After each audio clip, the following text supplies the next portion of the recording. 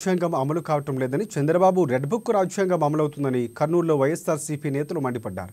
రాజ్యాంగ దినోత్సవాన్ని పురస్కరించుకొని కర్నూలు ఓల్డ్ బస్టాండ్లోని అంబేద్కర్ విగ్రహానికి పూలమాల వేసి ఘనంగా నివాళులర్పించారు.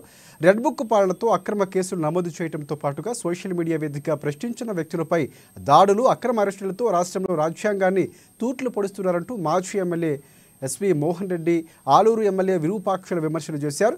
గతంలో వైఎస్ జగన్మోహన్ రెడ్డి పాలనలో డాక్టర్ బిఆర్ అంబేద్కర్ ఆశయాలకు అనుగుణంగా పాలన సాగిందని, ఇంటి వద్దకే సంక్షేమ పాలనతో పాటుగా సంక్షేమ పథకాలు అందించామని చెప్పారు.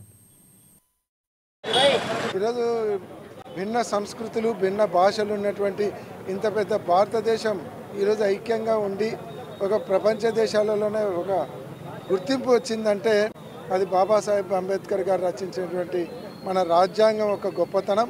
అటువంటి గొప్ప రాజ్యాంగం ఉన్నటువంటి భారతదేశంలో ఇప్పుడు కొత్తగా కూటమి ప్రభుత్వం ఆంధ్ర రాష్ట్రంలో వచ్చిన తర్వాత అంబేద్కర్ గారి ఆయన పక్కకు పోయి ఈరోజు ఏదైతే చంద్రబాబు నాయుడు, లోకేష్ గారి రాజ్యాంగం నడుస్తూ ఉంది, అంబేద్కర్ గారి రాజ్యాంగాన్ని పక్కన పెట్టి రెడ్ బుక్ రాజ్యాంగాన్ని ఈరోజు అమలు చేస్తూ ఉన్నారు.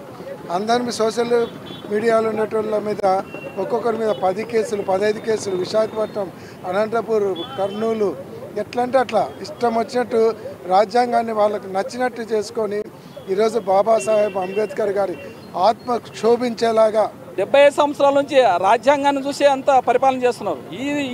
ఇప్పుడు మాత్రము మన ఆంధ్రప్రదేశ్లో మాత్రం దానికి విరుద్ధంగా నడుస్తుంది. ఎందుకంటే ప్రతి ఒక్కటి వాళ్ళ రెడ్ బుక్ పాలన చేస్తున్నారు. రెడ్ బుక్ పాలన అంటే వాళ్ళకి ఎవరికి మాట వినలేదో, అధికారులు అయితేనేమి, ఆఫీసర్లు అయితేనేమి, ఎవరైనా కానీ ఎంత హింస పెడుతున్నారో మీరు చూస్తున్నాం. ఎందుకంటే మన ఈ సోషల్ మీడియా ఏదైనా తప్పని ఖచ్చితంగా ఇప్పుడు మీడియా కానీ ఉంది, మీడియా కానీ తప్పే అంటుంది. ఆ మీడియా మీడియా ఇప్పుడు సోషల్ మీడియా అయినేమి, మీడియా అయినేమి అంతా ఒకటే. వాళ్ళు ఇంత రెడ్ బుక్ పరిపాలన చేస్తున్నారు, ఇంత